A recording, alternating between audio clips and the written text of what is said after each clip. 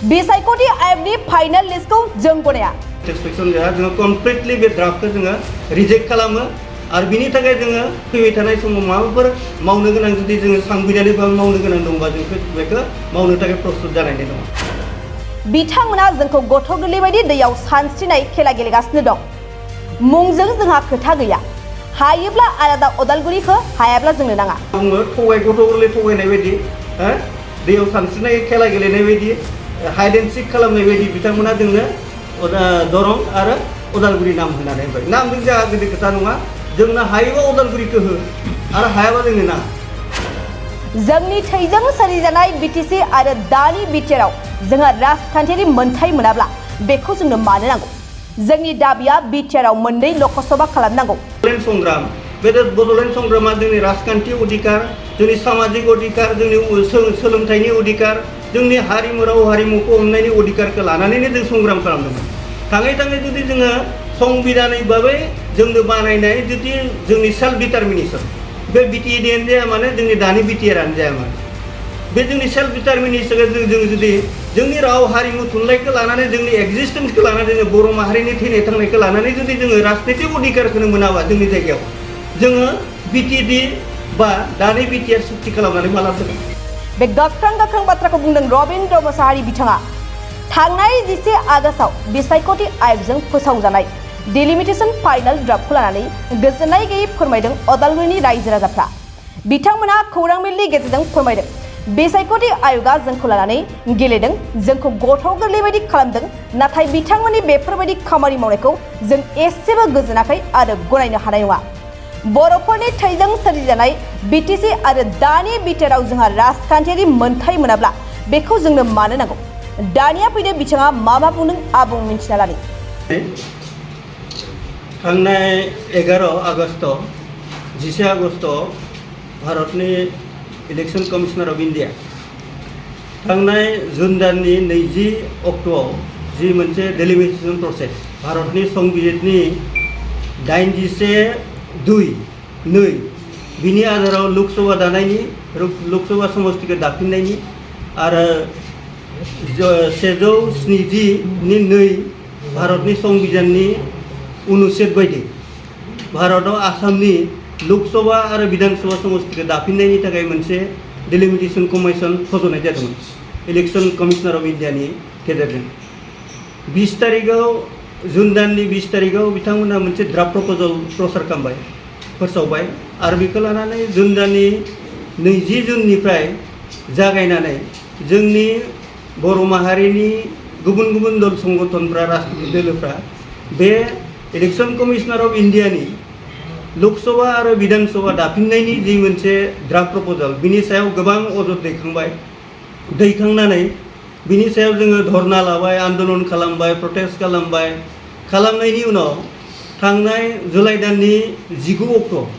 भारतनि election commissioner of India गावसोरनि draft प्रप'जालनि सायाव मोनसे हियारिं लादोंमोन गुवाहाटीआव आरो हियारिं बायदियै जोङो जोंनि मोनथायखौ नागिरनानै इलेक्शन कमिशनार अफ इन्डियानि जि बिथांमोननि ड्राफ्ट प्रप'जालनि सायाव जोङो अजदखौ जों थोंजोङै बिथांमोननो हियारिंआव जों होदोंमोन आरो बिनि सिगां जों डिसि बा सोरबा इलेक्शन कमिशनार अफ इन्डियाखौ दिल्लीयाव थांनानै लोगो हमहैदोंमोन आरो लोगो हमनायनि उनाव थाङै ड्राफ्ट प्रप'जालाव जिखिनि बिथांमोना भारतनि संबिजितनि 81(2) अनुच्छेदनि बायदियै आरो 170 अनुच्छेदनि बायदियै पार्लियामेन्टारि कन्स्टिटिउन्सि आरो एसेम्बलि कन्स्टिटिउन्सिखौ जि दाफिननायनि जि प्रप'जालनि सायाव जि मोनसे बिथांमोना ड्राफ्ट प्रप'जाल होदोंमोन बे ड्राफ्ट प्रप'जालानो थांनाय नैबे 11 आगस्ट 2023 मायथाइयाव बिथांमोना जि फाइनाल मोनसे ड्राफ्ट प्रप'जाल खालामबाय बिनि सायाव जोंहा गोबां अजद दं आरो बेखौ लानानै जोङो अदालगुरि डिस्ट्रिक्ट हिसाबै बा जोङो दुलाराय बर' फरायसा आफादनि नेतृत्वआव दैदेननायाव आरो बर' थुनलाइ आफादनि दैदेननायाव थांनाय 24 जुन अक्ट'आव जों अदालगुरियाव मोनसे जोङो क'अर्डिनेसन कमिटि दादोंमोन गुबुन आफादखौ लानानै बर' थुनलाइ आफाद, दुलाराय बर' फरायसा आफाद, बर' आइजो अनसाय आफाद, जोंनि हारिमु आफाद, जोंनि Barman Kachari student union, Rabha student union, Hajong student union आरो गुबुन दोलोखौ लानानै जोङो जयै मोनसे मोनसे जौथु भाबै मोनसे जोङो आफाद दादोंमोन जायखौ बुंदों अदालगुरि ओइचपिसि डिमान्ड कमिटि कोअर्डिनेशन कमिटि आरो बे कोअर्डिनेशन कमिटिया जोङो खामानि मावनानै जोङो आसा खालामदोंमोन भारतनि इलेक्शन कमिशनार अफ इन्डियानि खाथियाव जे जोंनि दाबिफोरखौ जोंनि दाबिया थोंजोंमोन बेयाव खुनु गोनो गोथो गैया भारतनि संबिजितनि आन्दाराव 244 244A नि आन्दाराव भारत संबिजितनि आन्दाराव 6 शेड्युल दाना होनाय जादों 2023 नि 10 फेब्रुवारियाव BTC एकर्ड खालामदों बेखौनो बेस खालामनानै 2020 नि 27 जानुवारियाव BTR एकर्ड खालामदों आरो बेवहाय रोखा लिरनाय दङ बेयाव खुनु गोनो गोथो गैया जे बिनि आन्दाराव थानाय जिखिनि एसेम्बलि सेगमेन्ट आरो MP सेगमेन्ट बे सेगमेन्टफ्रा उइदिन द BTR उइदिन द BTC बाउन्डारिनि सिङाव जानांगौ आरो बेखौ लानानै जोङो भारतनि संबिजितनि आधारखौ लानानै 331C आरो 332 4, 5, 6 जि क्लजफोर दङ भारतनि संबिजितनि टोटेल जों नायनानै नुबाय कमप्लिटलि बानायनो हानाय मोनसे प्रभिजन दङ आरो बेखौ लानानैनो जोङो रिप्रेजेन्ट खालामदोंमोन गुवाहाटीयाव जेला हेरिं खालामो आरो हेरिंनि बेसिसाव जोङो आसा खालामदोंमोन निर्वाचन आयोगनि खाथियाव जाहाथे जोंनि आपातत गोबां संग्रामनि उनाव जों मोनसे जे BTC बा BTR मोनबाय बिनि गेजेरजों जोंनि राजखान्थि जोंनि थामोनथा जोंनि रांखान्थि जोंनि राजखान्थि अधिकार जोंनि सोलोंथाइनि अधिकार जोंनि सामाजिक अधिकार जोंनि राव थुनलाइ हारिमुखौ हमथानो थाखाय जिहेतु BTD बानायनाय जाबाय BTR बानायनाय जाबाय बिनि गेजेरजोंनो संबिधाननि मोनसे रक्षणाबेक्षण मोनगोन होननानै जों आसा खालामदोंमोन खिन्थु थाङै दाखालि 11 आगस्ट 11 आगस्टआव जि मोनसे फाइनाल ड्राफ्ट फैबाय थांनाय 20 जुनाव जि ड्राफ्ट प्रपोजलखौ होदोंमोन बे ड्राफ्ट प्रपोजलनो आल्टिमेटलि बिनो फाइनाल जानानै फैबाय खुनु मोनसे सेन्स गैया दा बेनिखायनो जोङो नैबे दाखालि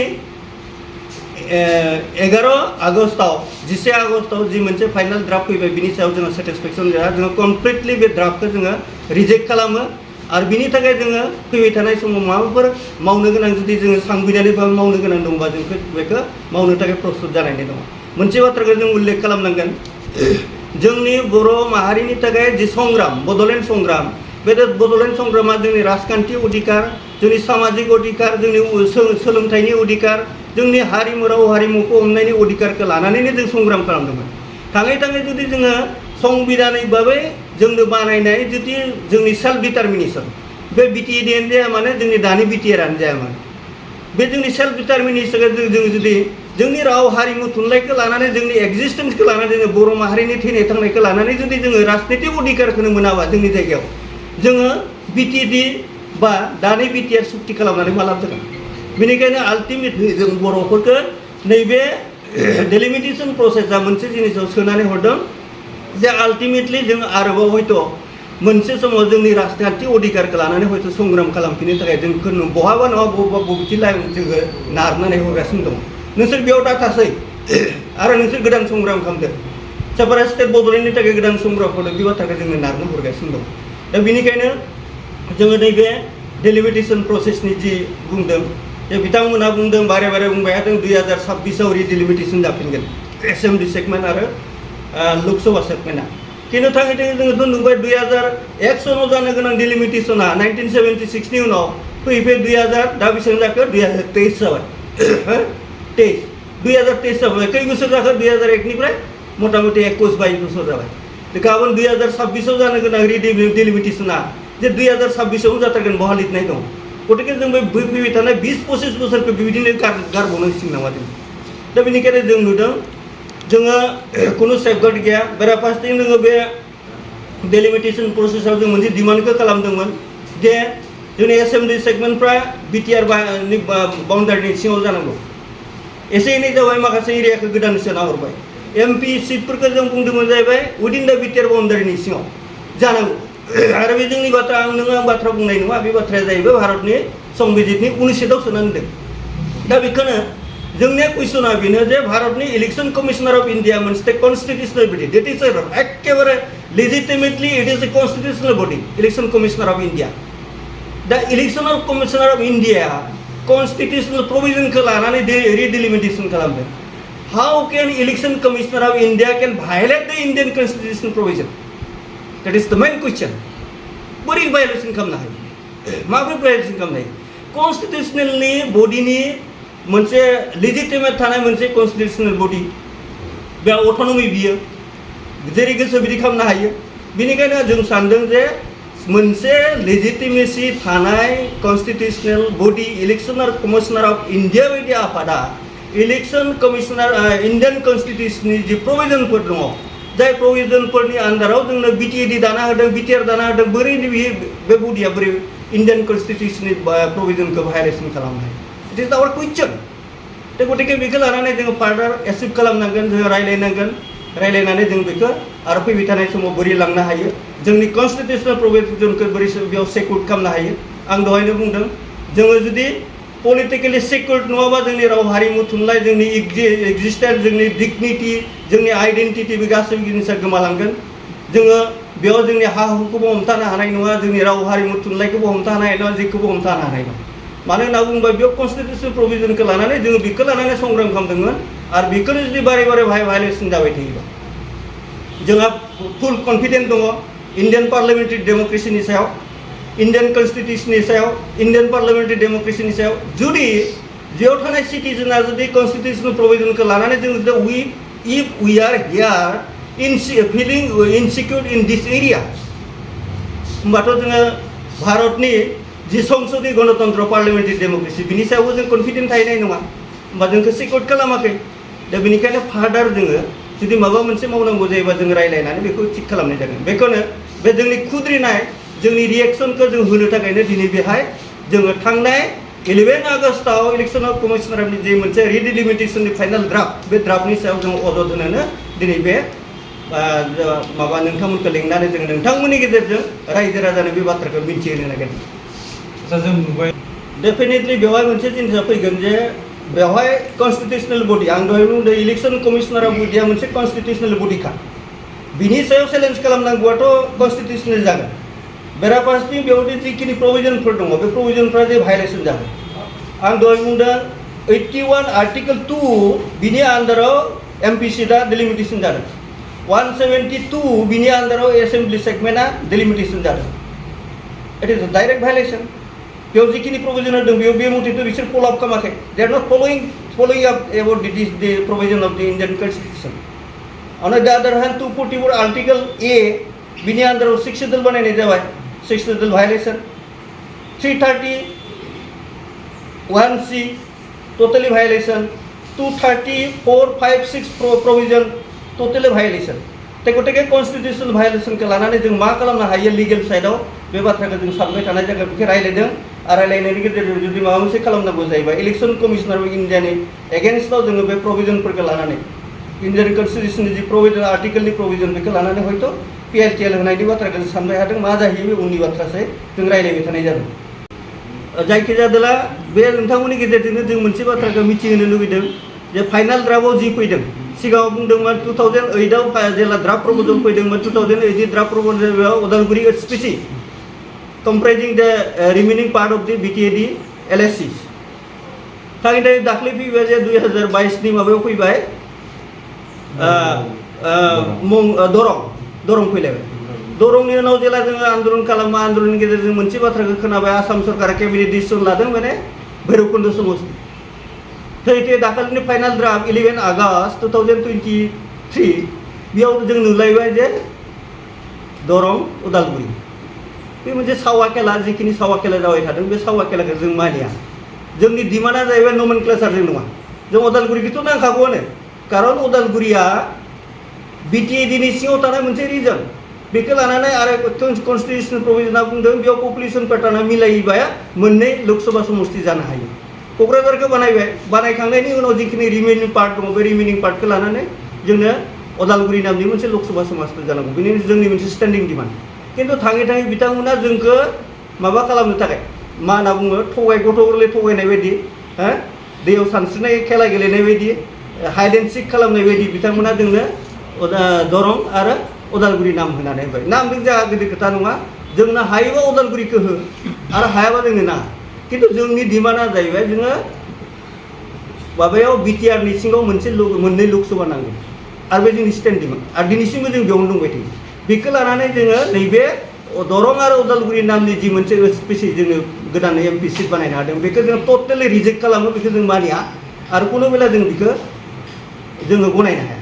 दा बेनिखायनो जोंनि अजदआ बेखिनियानो आरो बिसायख'थिया एबा जिथु फाइनाल ड्राफ्टखौ होबाय नोंसोरनि माबाफोर सानदों फिथाइआथ' देख जोंनि रायजो राजायाथ' मोजां मोनखायाखै कारन कन्स्टिटिउसन मोनसे बडि एखेबारे लिगेल साइडआव नायोबा माबाया इलेक्शन कमिशनार अफ इन्डिया मोनसे कन्स्टिटिउसन बडि जेरै मोनसे इउनिभार्सिटिखौ सालायनो थाखाय मोनसे सासे भिसि थायो बेयावबो चिफ इलेक्शन कमिशनार दङ बिनि आन्दाराव मोनसे अट'नमि बडि दङ दा अट'नमि बडियाव मोनसे जिनिसखौ जों नुदों नोजोर होदों सिङाव सायाव फकास खालाम जायाखै खिन्थु मोनसे जिनिसा रोखा जे इलेक्शन कमिशनार अफ इन्डिया जुदि गावसोरनि माबा बायदि अथरिटि बायदि जुदि बिसोरो इन्डिपेन्डेन्टलि खामानि मावनो हायोमोनबा बे जाफुंगोन जोंनि डिमान्डआ जाफुंगोन बेयाव बहाबा नङा बहाबा राजनितिक षड्यन्त्र दङ बेयाव पलिटिकेल इन्टारभेनसन दङ जों बेखौ हमनो हादों पलिटिकेल इन्टारभेनसना दंथारो कंग्रेस थायोबा कंग्रेसआबो खालामो बिजेपि थायोबा बिजेपिखौ खालामो सोरबा सोरबाबो खालामो दा बेनिखायनो पलिटिकेल इन्टारभेनसनखौ जेलासिम इन्डियान डेम'क्रेसियाव पार्लियामेन्टारि डेम'क्रेसियाव बे पलिटिकेल इन्टारभेनसना जागोन कुनु बेला जोंनि सिटिजेनफ्रा जों राइट लेजिटिमेसिखौ लानानै जों जास्टिफिकेसन मोननाय नङा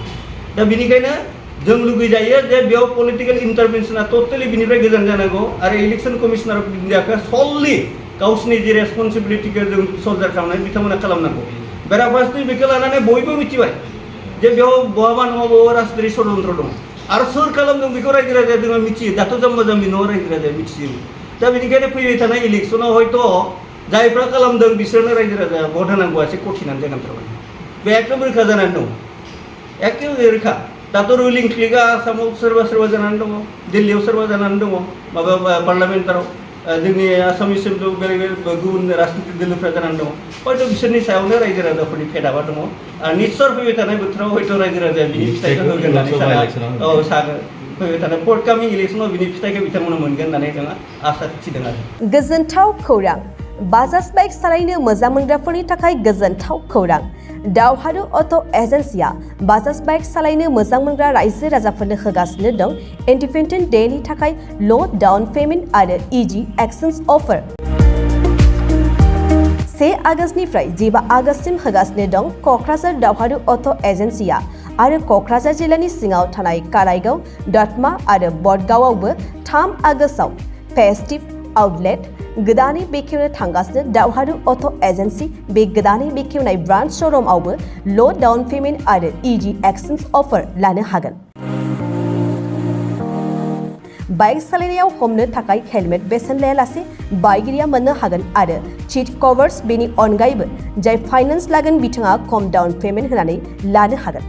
बायग्रा ग्राहक सुबुंफ्रा दावहारु अट' एजेन्सियाव बाजाज बाइकखौ बायनो सानोब्ला नैबे मबाइल नम्बर 8822018193 आरो 600003991187 आव थोंजों फोनांजाब खालामनो हागोन।